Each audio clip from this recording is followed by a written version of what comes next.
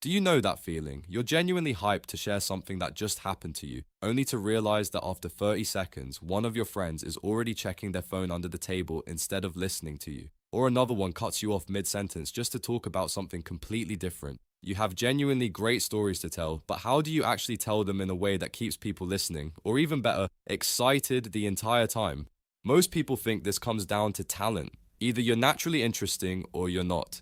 But I have good news for you. That's not true. There are specific techniques the best storytellers, comedians, and even Hollywood screenwriters use that make people instantly hooked. And the best part, it has almost nothing to do with the story itself, but how you tell it. In today's video, I'm sharing 4 of these techniques plus one bonus tip that I honestly had never even considered myself until I heard it once and it just instantly clicked. So the next time you're telling a story, nobody's reaching for their phone and nobody's cutting you off. Instead, they're dying to hear what happens next. Let's get into it. Technique 1, the trailer line. The reason people check out of your story has almost nothing to do with the story itself. It's the order you tell it in. Think about how most people start a story. So I was at this restaurant with my friends, we looked for our table, we sat down, and then the waiter came, and then we ordered, and then this guy at the table next to us. Do you notice what's wrong here? I'm pretty sure you noticed all of those and thens, and sure, those aren't helping either, but we'll get to that in a second. The real problem is something bigger. It's chronological, step by step, in the exact order it happened. The entire time the listener's brain has zero reason to actually pay attention because it doesn't know where any of this is going. There's no tension, no reason to listen. Now let's shift the perspective for a second. I want you to think about a movie trailer. A trailer never shows you the movie in order. It shows you the wildest, most intense moments first, so that by the time the movie actually starts, you already know it's worth sitting through 2 hours for. And you can do the exact same thing with a story. Before you go chronological, drop one line that hints at where this is going. Something like, do you guys want to know how I almost got kicked out of a restaurant in handcuffs? And then you go back and build it from the start. The second you say that line, you've got the people hooked, because now they got a reason to listen to your story. They want to know what the hell led to you almost getting kicked out the restaurant in handcuffs. So add that one little sentence before the story, and watch how entirely different the next 5 minutes get received. That's how you get their attention in the first place. But the second the actual story starts, something else decides whether they stay there or drift right back out. Which brings us to Technique 2, relive it, don't report it. So she looked at me, I was surprised, and then she said something rude, and I didn't really know what to say, and then it got kind of awkward. So she leaned across the table and looked me straight in the eyes, and for a second, I didn't even know what to do with my face. She just said, "Wow, I didn't expect you to be this boring." Straight up, and I swear, my brain just went completely blank. Which one do you rather listen to? Of course it's the second one, but why is that? Content-wise, it's the exact same thing, but with the second one, you feel way more energy, more tension, and it almost feels like you were there, right? The difference is that in the first scenario, the story was just reported, but in the second one, the story was relived.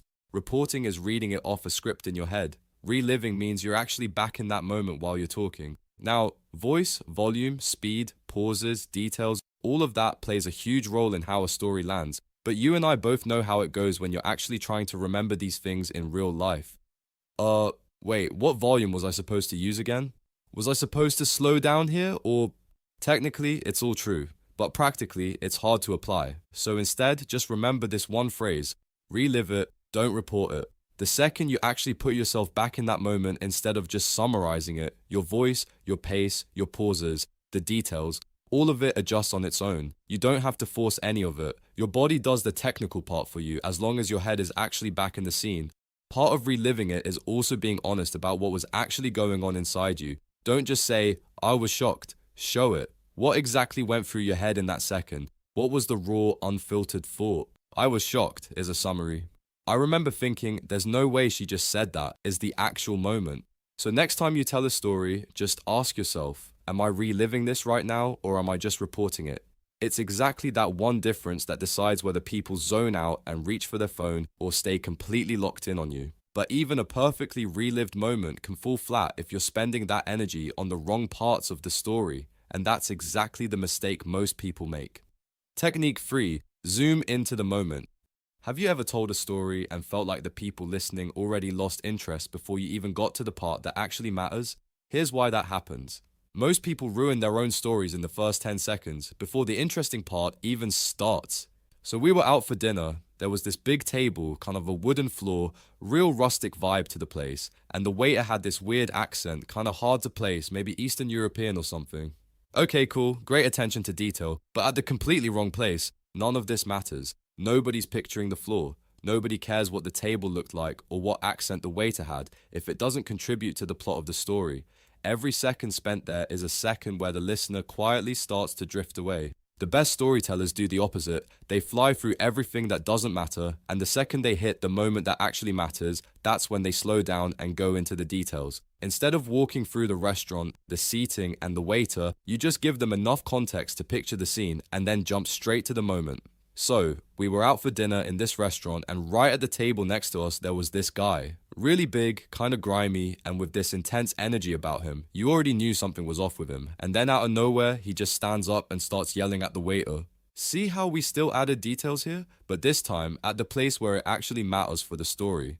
So that's really the whole game with this technique. Zoom out and skip the details that don't matter, then zoom in and add the details right where it counts. I have to admit, that's not always as easy as it sounds. Out of habit, it can still happen that you add details in the wrong places without even noticing. But like anything else, the more you practice this, the more natural it gets. If you want a structured way to actually practice things like this, not storytelling in particular, but charisma and social skills in general, the 7-day charisma challenge is exactly right for you. It walks you through one small real-world exercise every day, so you actually build the habit instead of just knowing the theory. You can find the link on our profile. Once you know when to zoom in and when to zoom out, there's one more thing that decides whether people are just listening or actually captivated by your story. Technique 4. Give them a job. Have you ever noticed how some people don't just tell you a story, but they somehow pull you into it, so it feels like you are actually living it yourself? Here's exactly how they do that. The best storytellers don't just let you listen, they give you something to actually do while you're listening. They ask you questions. Here's why that matters. A brain that's only receiving information gets tired fast. But the second you ask someone to guess or picture something or imagine what they would have done, their brain switches from passive to active. They're not just hearing your story anymore, they're inside it. Let's say you're telling a story about a girl who said something that completely caught you off guard. Instead of just continuing straight through, stop right before the line and say, "Guess what she said next?" Or, "Honestly, what would you have said in that moment?" That tiny pause does two things. First, it pulls them out of autopilot. Instead of just passively waiting to hear whatever comes next, they actually have to think for a second. Second, whatever they guess, real or wrong, makes the actual answer land 10 times harder because now they've got their own version in their head to compare it to. You don't need to do this constantly. If you do it too often, it starts to feel forced and unnatural, and the people listening will start to notice the pattern instead of actually engaging with the story. But when the opportunity comes up, it can work wonders. Most of the time, that's right before the part that matters most. And once you do this, the people listening turn from being an audience to becoming a part of your story. Since you've made it this far, I want to share a great bonus tip with you as a reward. This one honestly wasn't something I was ever really aware of, but the second I heard it, it just clicked. It's incredibly simple, but the effect it has is huge. Bonus tip: let them hear it.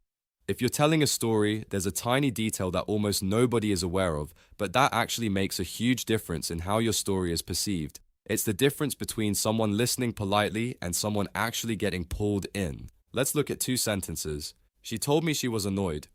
She looked at me and said, "Seriously, are you kidding me right now?" What's the difference? The first one is indirect speech. The second one is direct speech. And the effect of that is huge. With indirect speech, you're just giving someone information.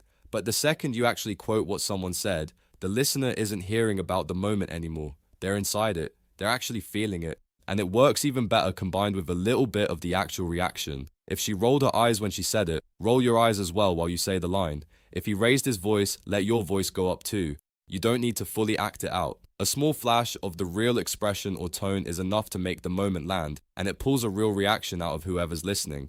So, next time you're telling a story and you get to a line someone actually said, don't summarize it. Say it exactly how they said it, and let a little bit of their face or their tone show through when you do. Now let's bring it all together. The trailer line gets people to actually want to listen to your story in the first place by giving them a reason to stay before you even start. Zooming into the moment keeps them there once you've got them, by skipping what doesn't matter and going into the details where it does matter. Reliving the story instead of just reporting it makes sure what you're saying actually lands, instead of just being information. And by giving them a job and asking them interactive questions, you're turning the people listening from an audience into someone actually living the story with you. And if you want that extra layer, use direct speech instead of indirect speech and back it up with the emotions of the person who said it. That way, every piece of dialogue hits twice as hard. If you found this video valuable, make sure to subscribe to our channel. We give our absolute best to create high quality videos that provide valuable tips that you can actually apply in real life. And if you don't have anyone to tell your stories to yet, you can watch this video next, where we explain how you can talk to absolutely anyone, anywhere, anytime. See you there.